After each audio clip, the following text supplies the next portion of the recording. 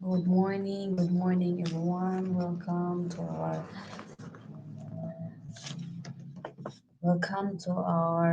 prayer and counseling. And today we will study the Word of God. Then afterwards we will have prayer. And if you have a prayer request, you can also uh, join us and we will pray together. Ngayong umagang ito, ang kaaralan natin ay nakikita natin sa salita ng Diyos sa Joshua chapter 24 verse 1 to 4, mga kapatid. Ang sabi po dito, tinipon ni Josue sa Shechem ang lahat ng lipi ng Israel. Pinapunta niya roon ang matatandang namumuno, mga tagapangasiwa, ang mga hukom at mga opisyal ng Israel. At sila'y humarap sa Diyos. Verse 2, sinabi niya, ito ang ipinapasabi sa inyo ni Yahweh, ang Diyos ng Israel. Noong una, ang inyong mga ninuno ay nanirahan sa kabila ng ilog Euphrates. Isa sa mga ito si Terah na ama ni Abraham at ni Nahor. Sumamba sila sa mga Diyos-Diyosan. Tinawag ko si Abraham buhat sa lupaing iyon at di dinala ko siya at pinatnubayan sa buong lupain ng Kanaan. Pinarami ko ang lahing nagmula sa kanya. Ibinigay ko sa kanya si Isaac at kay Isaac ay ibinigay ko si Jacob at si Esau. Binigay ko kay Esau ang kakaburulan ng Zer bilang bahagi niya. Ngunit si Jacob at ang kanyang mga anak ay nagpunta sa Egypto. Ang Lord ang mag-share magpala sa kanyang salita. Mga kapatid, itong ating pag-aralan ngayon ay about no sa pag it's about sa salita si Jose sa mga taga-Shechem. So, mga kapatid, bilang mga taga-sunod ni Christ, tayo rin po ay mayroong ipinapagawa si Lord. No? So, mayroon tayong kanya-kanyang covenant, mga kapatid. At si Joshua dito, siya ang ginamit ng word, no, to renew the covenant, no? I-renew ang covenant ng mga taga-Israelita, mga kapatid. So ang topic na pag-aaralan natin is making the sense of your life part 1. So who is in charge, no? Kung dati ang in charge ay si Joshua, no, si Joshua ang in charge ng mga panahon na yon. Ngayon, sa mga panahon natin, sino na ba ang in charge, mga kapatid? So Joshua renewed the covenant by assigned all tribes in Israel, mga kapatid. Nagsimula sa mga heads, no? Sino yung mga pinuno? Sunod sa mga judges at sa mga officers. So, nabasa natin dyan, ano? Sa Joshua chapter 24 verse 1 to 4, no? So, nirenew niya ang mga covenant ng mga taga-Israel, all tribes of Israel. So in our generation today, who is in charge, no? Who is in charge to assign us, no, to renew our covenant to God? Sino na ba ngayon ang naka-assign bawat isa sa atin to renew our covenant to God, mga kapatid? So, kung sa kanila ni Joshua dati, no, ang na-assign sa kanila, no, sa pag-renew sa kanyang covenant, no, yung mga heads, mga pinuno, mga tagapangasiwa, no, judges, mga hukom, mga officers. So ngayon, mga kapatid, no, sino na nga ba ang naka-assign sa atin na para ma-renew ang ating covenant sa Panginoon? So binasa na natin, no, na sa kanila dati ay merong na-assign, no, para ma-renew ang kanilang covenant sa Panginoon. So isa si Joshua si ginamit ng Panginoon ng mga panahon na yon, no, na ginather niya ang mga pinuno, ginather niya ang mga tagahukom, mga officers, no? Sabi diyan, sabi diyan, at pinisan ni Josue ang lahat ng mga lipi ng Israel sa Shechem at tinawag ang mga matanda ng Israel at ang kanilang mga pangulo at ang kanilang mga hukom at ang kanilang mga pinuno at sila ay nagsiharap sa Diyos. So, nagsiharap sila sa Diyos, mga kapatid. No? So, si Joshua ang ginamit ng Panginoon para ang mga pinuno, para ang mga hukom, para ang mga pangulo, no, ay magsiharap sa Diyos, mga kapatid. Yan. Sabi diyan sa verse 2, at sinabi ni Josue sa buong bayan, ganito ang sabi ng Panginoon ng Diyos ng Israel, ang inyong magulang ay tumahan ng unang panahon sa dako roon ng ilog at di iba't si Tari na ama ni Abraham at ama ni Nahor at sila'y naglingkod sa ibang Diyos. At sa verse 3, sabi diyan, at kinuha ko ang inyong ama si Abraham mula sa dako roon ng ilog at pinatubayan ko siya sa buong lupain ng Kanaan. At pinarami ko ang kanyang binhi at ibinigay ko sa kanya si Isaac. Sa verse 4, at ibinigay ko kay Isaac si Jacob at si Esau at ibinigay ko kay Esau ang bundok ng Seir upang ariin at si Jacob ang kanyang mga anak ay bumabang pumasok sa Ehipto, mga kapatid. So, bilang mga anak ng Panginoon, God the Father, ngayon sino na po ang naka-assign sa atin upang i-renew ang ating commitment, no? Ang ating covenant. So another term ng covenant is commitment. So commitment mo sa Panginoon. Sino na nga ba ang na-assign ngayon, mga kapatid? So hindi mawawala, number one yan si Jesus Christ, no? Remind sa atin na si Jesus Christ, no? He died for the remissions of our sins. So number one, si Jesus Christ ang patuloy na magpaparemind sa atin at in charge na patuloy tayo. I-renew natin ang commitment sa Ama dahil kay Jesus Christ. Si Jesus Christ ang namatay na pako sa krus, no? Para iligtas tayo at bayaran ang lahat ng ating mga kasalanan, mga kapatid. So alalahanin natin na si Jesus Christ ang nag-sacrifice sa lahat ng ating mga dapat bayaran. Si Jesus ang nagbayad sa ating mga dapat pagbayaran, no? So si Jesus Christ ang isa sa in charge sa ating buhay, no? Na siya ang patuloy na alalahanin natin na siya ang naging in charge sa buhay natin na kung wala si Jesus Christ, wala po tayong eternal life, mga kapatid. So because Jesus Christ died for us for the remission of our sins, no? Siya ang in charge sa buhay natin. We have eternal life through Jesus Christ. And number 2 is the Holy Spirit, mga kapatid. Ang Holy Spirit, no, nung wala na si Jesus Christ, siya after 3 days, no, siya ay napako sa krus, namatay, nilibing, at nabuhay na muli after 3 days, no, wala si Jesus Christ dito. So ang iniwan ng Panginoon sa atin ang Holy Spirit to teach us and guide us in our daily life, mga kapatid. Yun ang Holy Spirit ang patuloy na magtuturo sa atin sa lahat ng ating gagawin. Kung ito po ba ay tama at kalugod-lugod sa harapan ng Diyos, no? Siya ang magturo at mag-guide sa atin, mga kapatid.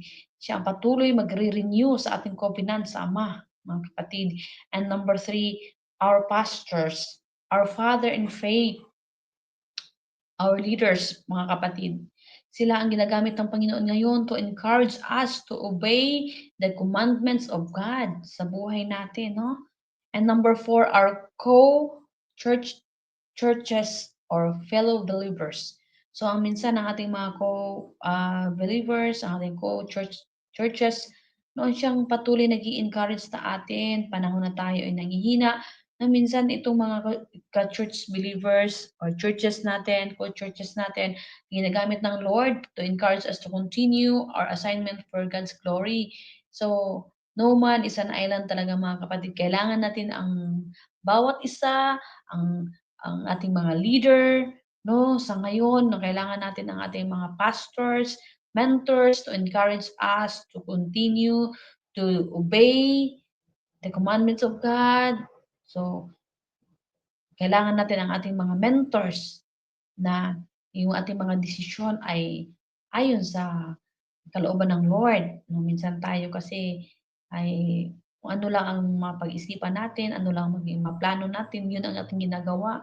Pero yung pala hindi plano ng Lord, so kailangan natin ng mga opinion ng ating mga pastors, no? Ating mga mentors, and also ang ating mga encouragement sa ating mga kapwa believers, mga kapatid. So, sabi nga diyan, no, si Esau at saka si Jacob, no, na-assign sila. Si Esau na-assign siya sa mga burol, no? At ito naman si Jacob ay sa Egypt. So doon naman siya na-assign at ang kanyang pamilya.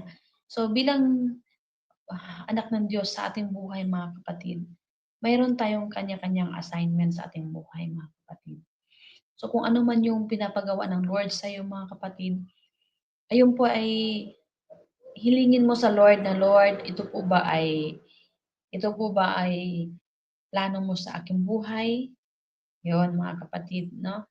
So, ito po ba, Panginoon, ang gusto mong ipagawa sa aking buhay? So, who is in charge, no, sa buhay mo ngayon, mga kapatid, no? So, sabi nga dito, whether you are PhD or a drop out of school, mga kapatid, you have undoubted face problems. Lahat tayo umaharap sa mga problema.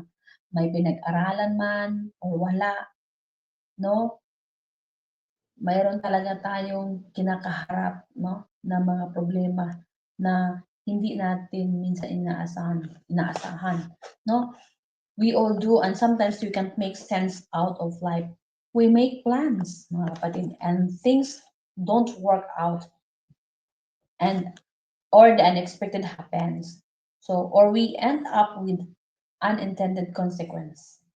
And though we're serving God, things seems at times to be out of control, leaving us to wonder what in the world is going on. So, mga kapatid, sabi ko nga kanina, kahit PhD ka man, kahit anlang courses ang natapos mo, or wala kang mga pinag-aralan, walang problema yung mga kapatid, no? Pareho lang yan, may pinag-aralan o wala, lahat tayo dumadaan at maharap sa mga kanya-kanyang problema sa buhay, no? At minsan hindi natin maintindihan ang buhay, no? Marami tayong mga plano at ang mga bagay ay hindi gumagana minsan, no? Mga nangyayari ang mga hindi natin inaasahan, mga kapatid. Nauwi tayo sa isang hindi sinasadyang kinahihinatnan.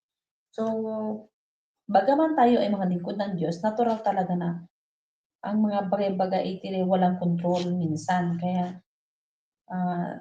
ito'y nag-iiwan sa atin na mag-iisip kung ano ang mga nangyayari sa mundo. Sometimes talagang maranasan natin 'yan. Ginawa mo naman ang lahat, 'no? Yung plano mo, maganda yung plano mo, pero ang kinahinatnan ay hindi pala maganda, 'no? So, lahat tayo ay nakakaranas ng ganyang mga sitwasyon, mga kapatid. So, bilang mga anak ng Lord, hindi natin control. So, kaya kailangan talaga natin na mayroong ah, naka-assign sa buhay natin, mga kapatid, 'no? Kailangan natin meron tayong kapwa, meron tayong kasama sa church, 'no, na maka-encourage sa atin, ang ating mga mentors, ang ating pastors, 'no? 'Yun ang kailangan natin panahon na tayo ay may mga trials sa buhay na hindi mo na alam kung saan ka lalapit. Minsan, ah, isang ano lang pala sabi, isang word lang pala ang kailangan mong marinig, 'no? Sabi na kailangan nagmula sa minsan sa pastor natin or sa ating church workers o church fellow believers, kaya mo yan, kapatid. Kaya mo yan with the help of God.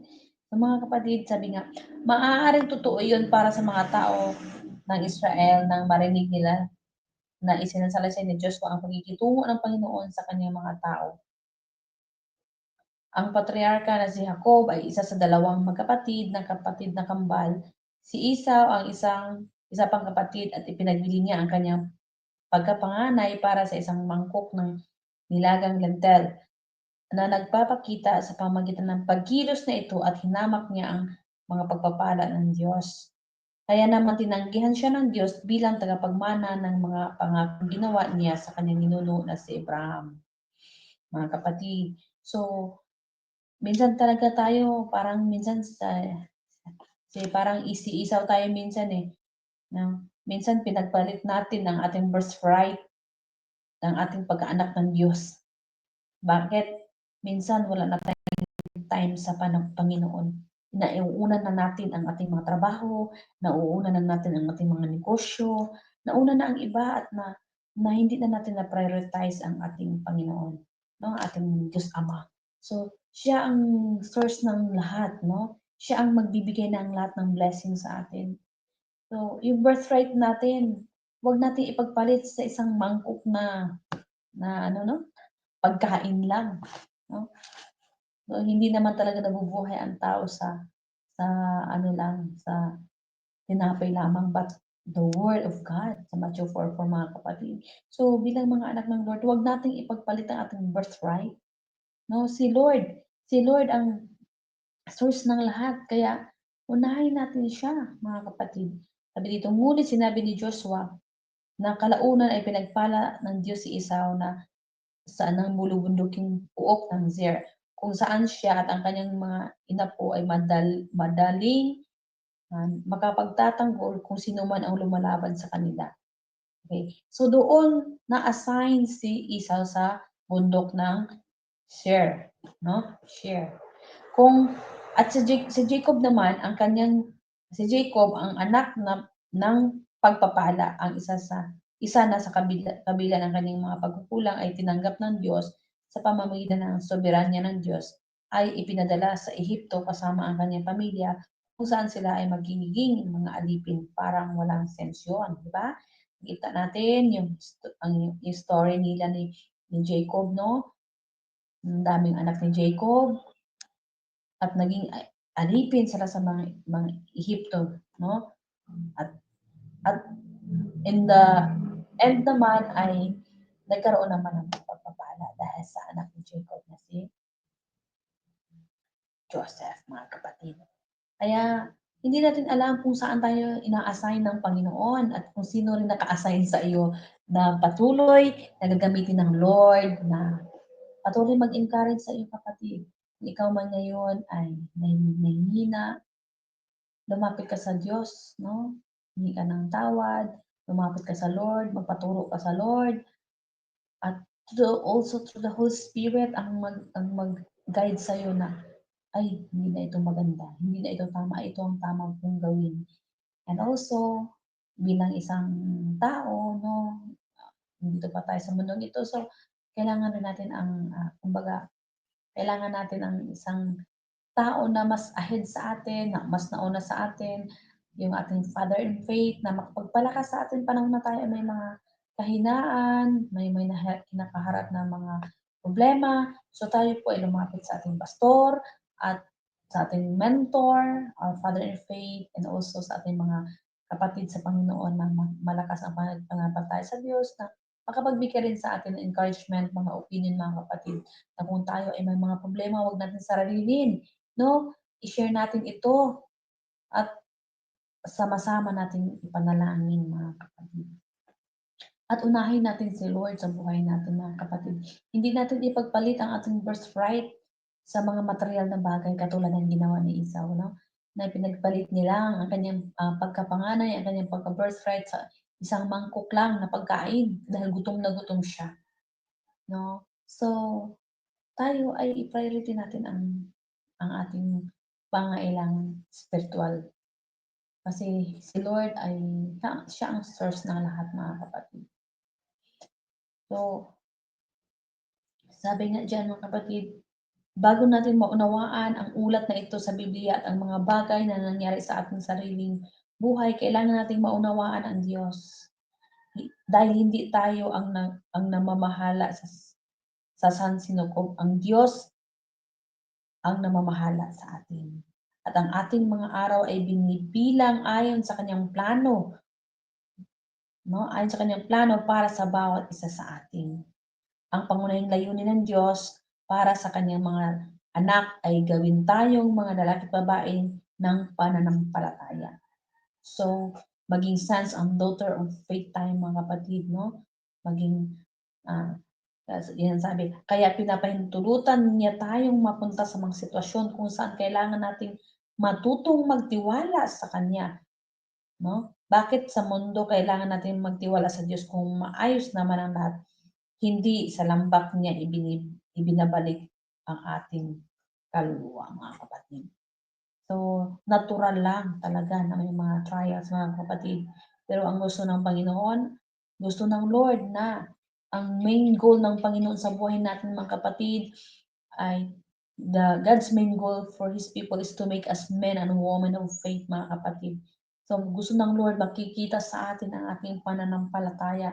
Katulad ng mga pananampalataya ni Abraham, ni Isaac, ni Jacob. No?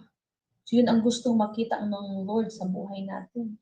Ano man ang ating mga maranasan na mga problema, sitwasyon, mga kapatid, kung ano man ito, ipagkatiwala natin sa Diyos kasi yun ang ini-expect ng Panginoon sa atin.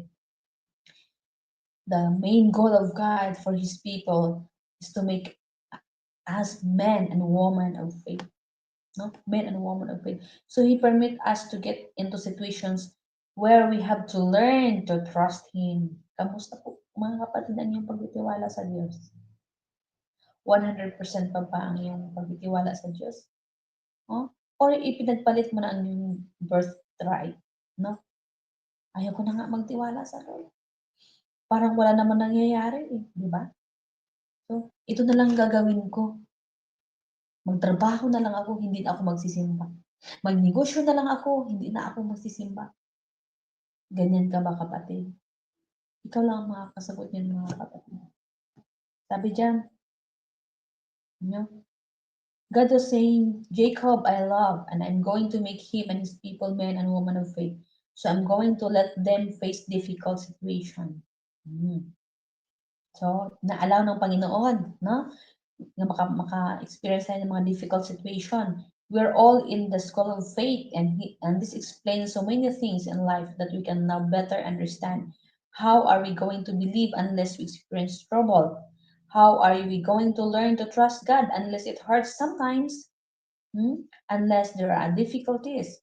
God wants us to convey faith to others and inspire them to believe. But we can get someone else to believe in God when we ourselves have never had to believe, when we're never seen what He can do, mga kapatid. Sa Tagalog po, mga kapatid, no? Si Jacob ay mahal ko, no? At gagawin ko siya at ang kanyang mga tao na lalaki at babae na may pananampalataya. Kaya hahayaan ko silang harapin ang maghihirap na sitwasyon. So, inaalaw talaga ng Lord na ma-experience yan, no? Ng bawat isa. Kung dating naalaw na si Jacob mag-experience ng mga ganyan, at ngayon naman ay tayo rin.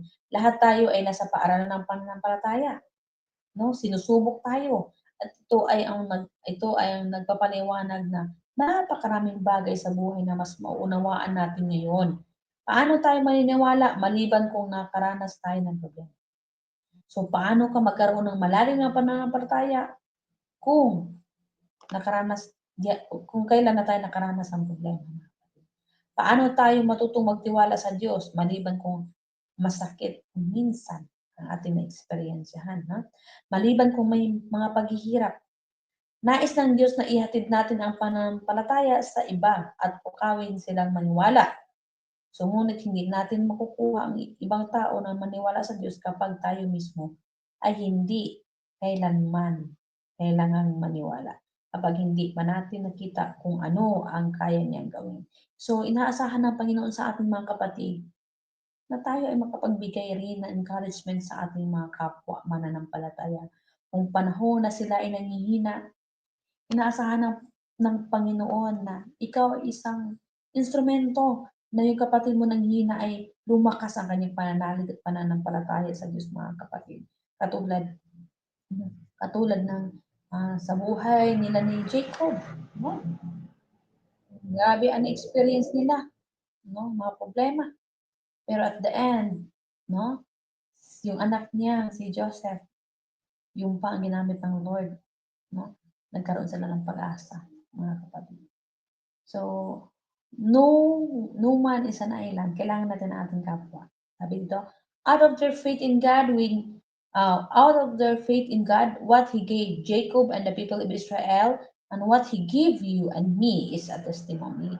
So kung ano man yung naranasan ni Jacob dati, ano man naranasan ng mga taga-Israel dati, ay magiging yung testimony nila ay maging testimony rin natin sa ating sarili, no? The people of Israel still sing songs today, thousands of years later, about how they were in Egypt, but God delivered them. So, sa buhay natin mga kapatid, talagang dumaranas tayo sa mga problema, no? Dumaranas tayo sa kanya-kanyang mga sitwasyon na hindi natin maintindihan. So, kung anumang mga sitwasyon meron ka ngayon, ikaw man ay nasa gabundok na problema, mga kapatid, si Lord, mas malaki pa siya sa bundok, no? Mas malaki pa si Lord sa problema mo, mga kapatid. Kaya sabi diyan, no? How about how they were in Egypt, but God delivered them, no? And a testimony isn't something you memorize and recite. It's our life experience when you have to trust God. So, ang ating mga experience mga kapatid, ay ito yung maging testimony natin sa ating kapwa na nung panahon ikaw ay may problema, hindi ka pinabayaan ng Lord.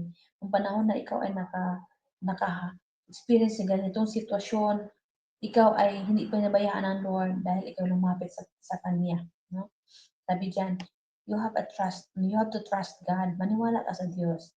And you've seen Him bring you through, making it possible for you to help others who are drawn in the valley. So, kung ikaw man ay naka-experience ng problema at tinulungan ka ng Lord, gayon din ang gawin mo sa kapwa mo mga kapatid. Maging encourager ka sa kanila na ang problema nila ay temporary lang yan, basta lumapit sa Lord ay magkaroon ng solusyon yan mga kapatid. Magkaroon ka ng peace of mind, magkaroon ng kasagutan ang lahat ng problema, magkaroon ng solusyon. Now you can lift them up. So, tayo ay gamitin ng Lord na encourage sila because you can say, don't give up, kapatid. Kaya ba natin sabihin sa ating mga kapwa kapatiran? No? Don't give up. Huwag kang sumuko, kapatid. Anumang sitwasyon mo ngayon, tuloy ka sa iyong pananalig at pananampalataya sa Diyos. Ano? Huwag mong ipagpalit ang iyong birthright, no? Sa Panginoon. Huwag mong ipagpalit, no? Ang promise ng Lord sa iyo, hindi ka niiiwan, pababayaan kailanman. Kaya unahin mo si Lord. Huwag mo siyang ipagpalit sa material na bagay, mga kapatid. Dahil siya ang source na lahat. Don't give up. I was ready to give up, but when He did for me, He can do for you. So nung katulad sa akin, nung ako ay may problema din na kinaharap mga kapatid, gabundok din ang problema ko mga kapatid, no? Hindi lang sa sakit na physical, dahil nga lagi ko na itong tinitestimony na ako ay nagkaroon ng more than 5 years, no?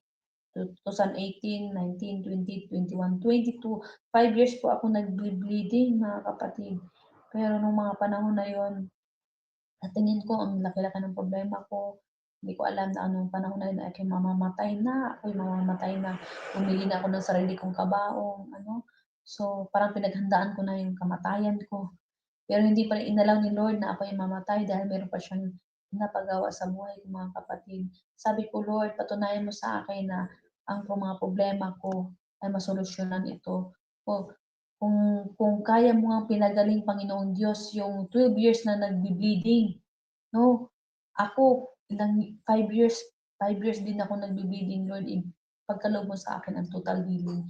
Through your stripe, I am healed. So, kiniklaim ko yun mga kapatid. So, hindi po ako nag-give up, no? Ako ay patuloy na umaasa sa Lord, na patuloy niya akong pagalingin. Sabi ko lang, Lord, matouch ko lang ang heart mo, Panginoon. Ibig sabihin, sundin ko yung kalooban mo sa buhay ko, Lord. Alam kong pagagalingin mo ako. Ay mga kapatid, after sa pandemic, ako ay sumunod sa Lord na nagpatuloy sa pagmimisyon mga kapatid. Hindi ako nag-give up sa faith ko sa Lord. Alam kong hindi ako pababayaan. Kailanman ng Panginoon, hindi ako iwan pababayaan mga kapatid. So, ganun din mga kapatid ang gawin po natin sa buhay natin. Apply natin ang ating faith sa Panginoon. Meron tayong pag-asa sa Diyos dahil siya ang source ng lahat. Si nagmamay-ari ng lahat. Kabundok man ang problema natin, si Lord mas malaki sa bundok. No? May solusyon ang lahat ng mga problema ng kapatid. Hindi ang buhay ko ay hindi lang sa physical na may problema, financial din, syempre naubos mo na yung mga financial mo dahil sa sitwasyon mo. So, lahat tayo dumaranas sa mga ganyan, physical problems and also financial problem. But tayo mga kapatid ay patuloy lang na nakatuon ng ating pananalig sa Diyos, hindi niya tayo iiwan, pababayaan kailanman mga kapatid. Kaya ang sa akin lang po sa inyo mga kapatid na encouragement ay huwag tayong susuko. Just hold on your faith. Never give up mga kapatid. Never, never give up mga kapatid. Patuloy lang tayo na umasa sa Lord dahil si Lord ang patuloy na nagpapalakas sa atin, no?